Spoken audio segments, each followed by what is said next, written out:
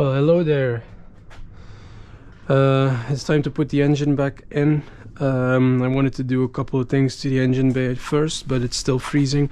As you can see, we have this contraption going on, so we're just going to put it in and see what we can do with the engine in it. I would love to like resurface this and spray it, and then have the heat wrap here, stick to it again, but I think I can do that with the engine in. So yeah, we're going to jack it up and see if we can put the engine back in. Let's go. Okay, let's try put this bad boy back in. Wheels are seized. What's happening, brave? Let's see if it goes better like this.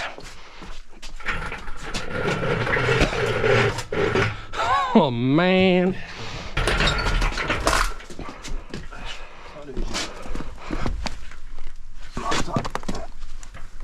Yeah, that's one side. Van mij is het echt sleep. Not too beautifully. Yeah. Okay.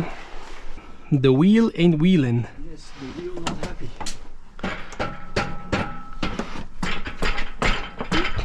Yeah. Okay. Okay, attendez. Wacht. Ja. Okay. Dus de sump clear. De sump dus clear. Ja. Okay. Yeah. We removed the steering column just to have a little bit extra clearance, so we're going to try again and see if we can make it now.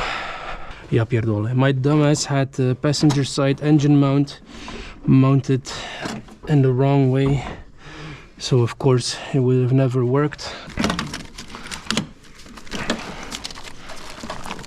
Yeah. Zakken. Yeah. Yeah. Yes, we're in. Alright guys, it's Sunday, next day. Yesterday I had to stop due to having no more sunlight. I reviewed the footage and I don't really have much of me putting the engine in, but that's because it was freezing and I just wanted to have the job done. Of course, my dumbass had the passenger side engine mount upside down, and I didn't notice. It's super clear in video, but whatever, I suppose. Because the mount was flipped upside down, everything sat up, and then this dipstick was pushing up against everything here on the right side, and I heard something crack. I found a bit of plastic, but I'm not sure if it has to do with it. But yeah, we'll see. So for today the plan is to route a couple of lines where they have to go, plug some stuff in where it can. I have a couple of hours here, not too much, but my main focus will be tidying this up.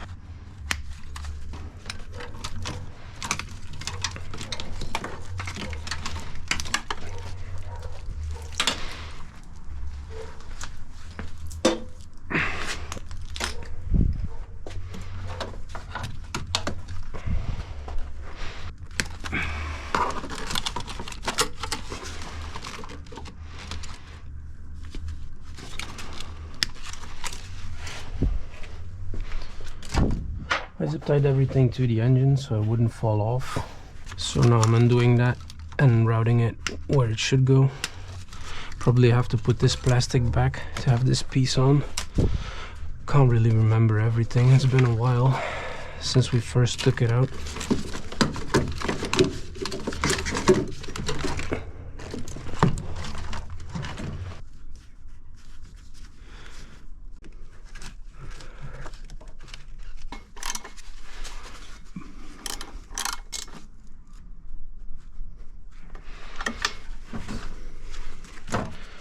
Okay, I'm on my second GoPro battery, not even within an hour, so I don't think I will film everything. It's just super cold and the batteries run out quick. I did this water line, did that water line. I connected the steering linkage. I have the bolts right here. Hopefully the bolts go through now. I had to hammer it back on. What did I do? I already did the power steering line. I need to do the fuel line still.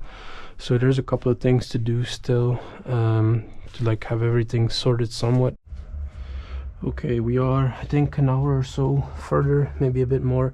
I got the bolts into the steering assembly, so that worked out. I did the fuel lines. They didn't look too good, but the soft lines are back in the hard lines the right way. I'm going to renew those anyway.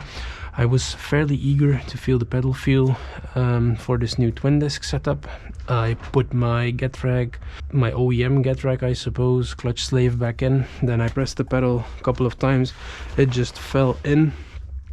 So yeah, I didn't know exactly what was going on until I heard dripping. So I popped the clutch slave, and yeah, so I took it back out, have it wrapped around in a plastic bag now under the car. So yeah, I have brake fluid inside my bell housing at the minute. Luckily the ZF has 2 drain holes, so it's currently draining out there. I'm not running this for a couple more weeks, so I'm just going to let it drain out, order a new slave, and then hopefully it'll work. I'm going to leave it here for now and then continue maybe later this afternoon. Alright guys, I'm back from a small holiday. I'm finally 30 years old, so we went out for my 30th birthday.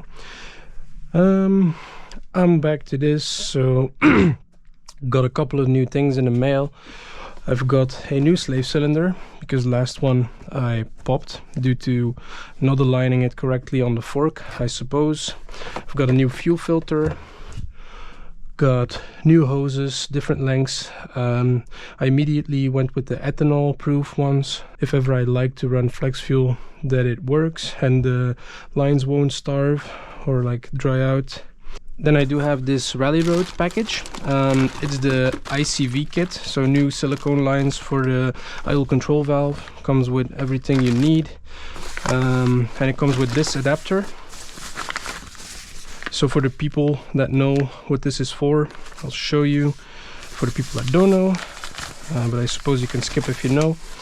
So this right here under the intake, this is old plastic, and this is just like with a clip, and it's already super loose from factory.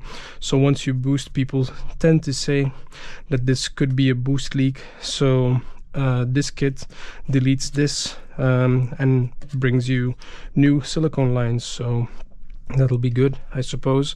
I don't think it is really necessary. I've seen people epoxy it in. I've seen people completely deleting it, but I think for me it's better to keep the idle control valve. And then I do have another goodie in here that I bought because I don't know what I will do for like crankcase ventilation.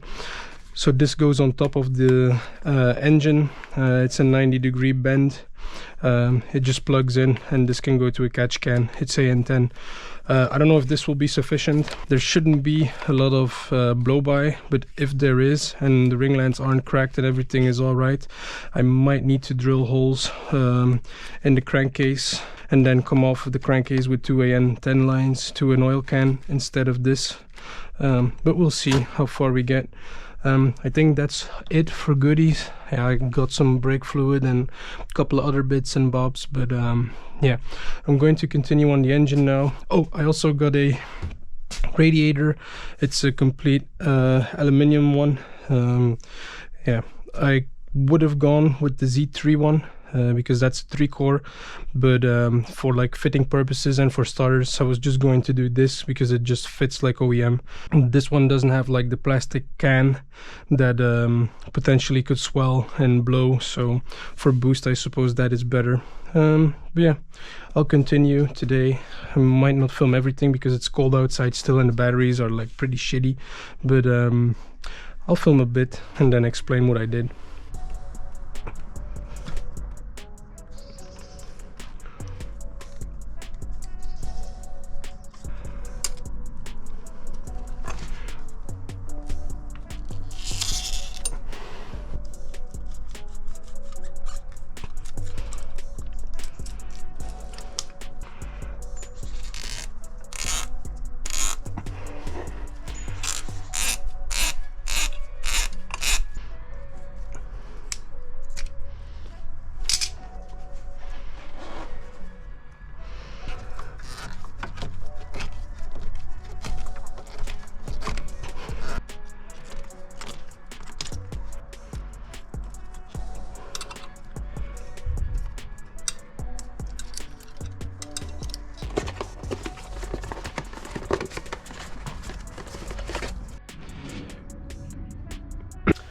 Okay, small update. I got new fuel lines on the rail, got a new fuel filter in from the hard lines to the filter, and I'm just finishing up. I had a pain getting this like security thicker line on there, but yeah, got it up into, shoved it on there. We can continue now.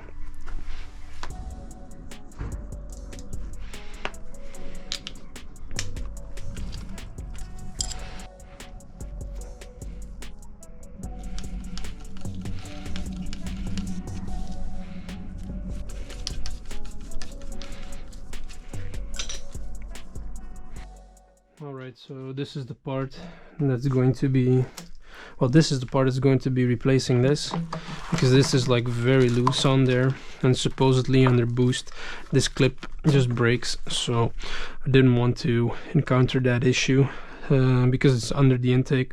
So yeah, that's what the RallyRoad kit does.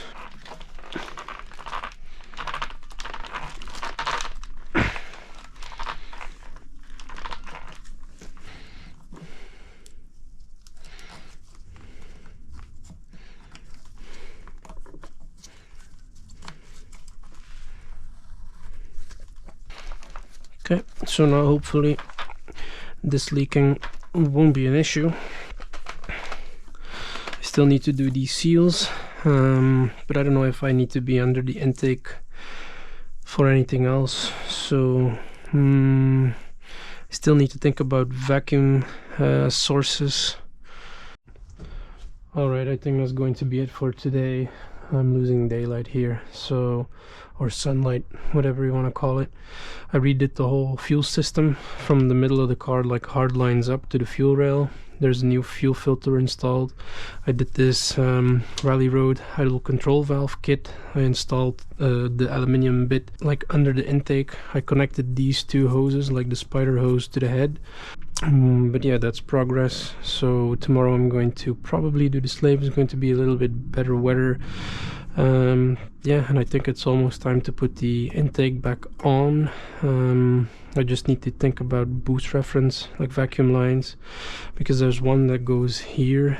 There's one small one that goes to the fuel pressure regulator that I'm going to keep for now. I will have an aftermarket one, but I do need some more vacuum lines, and I'm not sure where I'm going to be taking those from. So yeah, probably one from the throttle body to the blow-off valve, but I need to rethink exactly what I was going to do. So that's it for now. You'll see me probably tomorrow with some more sunlight.